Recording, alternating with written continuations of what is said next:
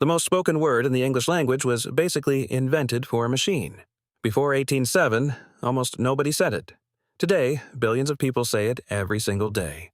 The story of how hello went from nowhere to everywhere is weirder, more contested, and more interesting than you probably think. To understand where hello came from, you have to understand the world before it existed. In the mid-1800s, if you wanted to get someone's attention, you shouted something closer to hallo, or holla, or hello. These were not greetings exactly. They were signals. They were the sounds people made when they needed to be heard across a distance. On the American western frontier in the 1840s, if you were approaching someone's home, you did not just walk up and knock.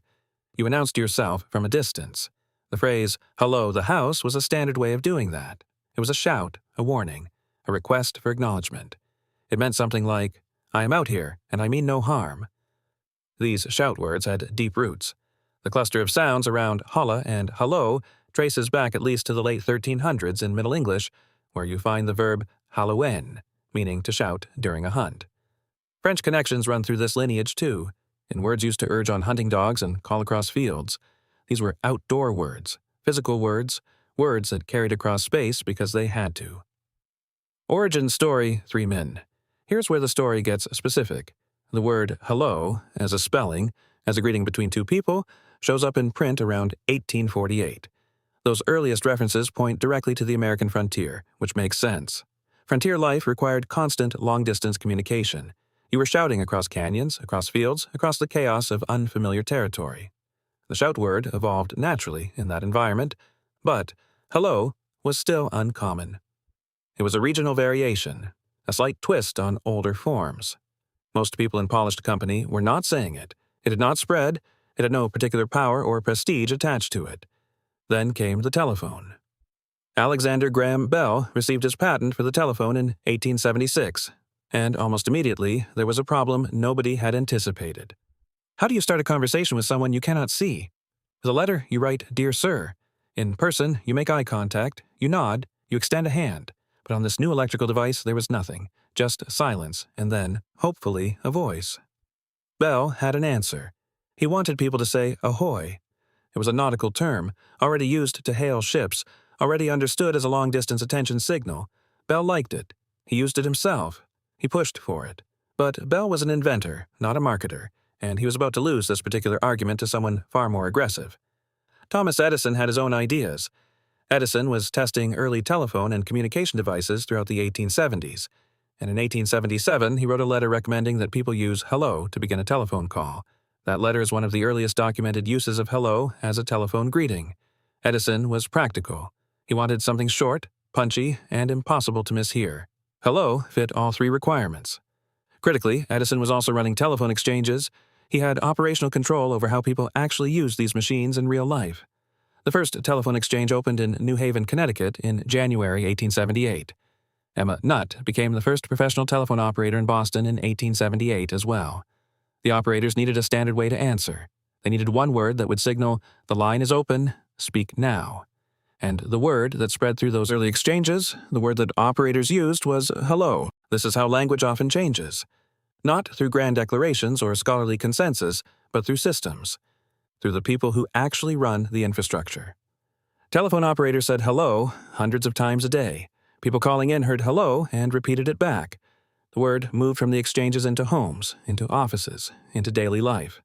Within a decade, it was standard. By the 1880s and 1890s, hello was appearing in dictionaries. It was showing up in newspapers without explanation, which is the real sign that a word has arrived. Writers stopped feeling the need to put it in quotation marks or explain what it meant. It had naturalized. The Misconception, 90s. The common story is that Thomas Edison invented hello. You will see this framed as a clean, triumphant narrative. Edison, the practical genius, defeats Bell, the dreamy theorist, and we all end up saying Edison's word forever. It is a satisfying story. It's also an oversimplification. Edison did not invent hello, and the word existed before he was born, even if it was uncommon. What Edison did was champion it for a specific technological context. He recognized that the telephone needed a verbal handshake, and he pushed hello into that role. That is genuinely significant. But it is not invention. Bell's ahoy preference is real and documented. Bell reportedly used ahoy on the phone for the rest of his life, long after hello had won. There is something almost poignant about that. The man who invented the telephone spent decades answering it in a way that nobody else did anymore. The deeper misconception is that any single person made this decision. Language does not work that way. Edison pointed at hello and said, "This one." But millions of operators, callers, and everyday users voted with their mouths every time they picked up the receiver.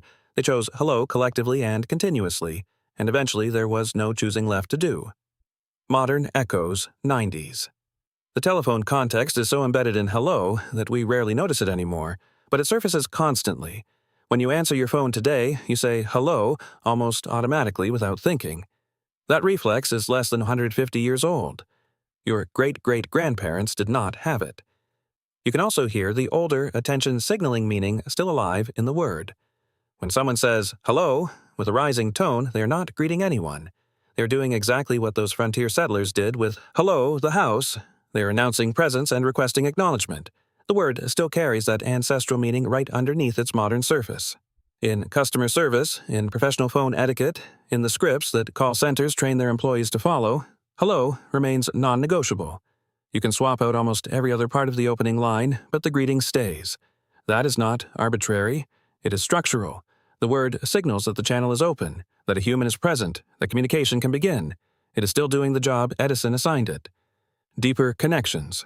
Tumen hello sits inside a large family of attention-calling words that span centuries and languages. The Middle English Halloween connects to Old French hunting calls, and similar sound clusters appear in German, Dutch, and other Germanic languages. Holla, holler, hallo, and halloa are all cousins. The British hello was common well into the 20th century and still appears occasionally in older fiction and formal British writing. The shouting root matters because it explains something about the phonetics of hello that we take for granted. The word starts hard. The AH is not soft or whispery. It forces air through the throat. The open E vowel carries. The double L sustains the sound.